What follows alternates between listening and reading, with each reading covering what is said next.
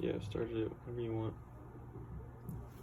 For this assignment, I get an observation task and equation. So y equals x minus 3 multiplied by x plus 1 in the power of 3 and x minus 2. So let's find the maximum degree here. So it's x multiplied on x in the power of 3 and multiplied on x. So it's 1 plus 3 plus 1 equals 5. So let's find the leading coefficient. Is it positive or negative?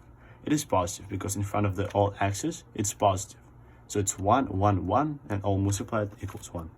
And it's positive. The end behavior we can tell by degree and the leading coefficient.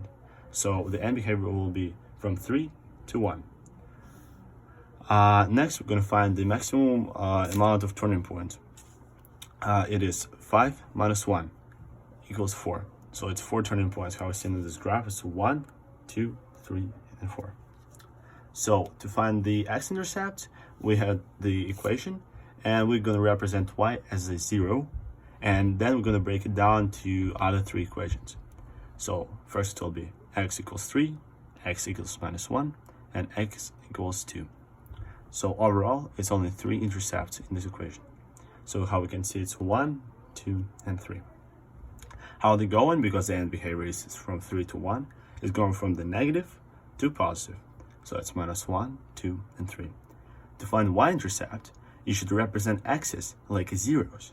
So the overall here, it will be minus 3 multiplied on 1 and multiplied on minus 2 equals 6. So how we can see on this particular graph, it has point symmetry and line symmetry. Here, how we can see, it's point symmetry. So the point is right here, and the point symmetry, if we turn it to 180, rotate it to 180 degree, it's gonna be one on top of the other. How we can see here, this is a line symmetry. It's mostly in parabolas and hyperbolas. So as parabola, if we fold it in half, one side will be on top of the other side, as here. So it is an odd function. How we can tell by the highest degree of this function.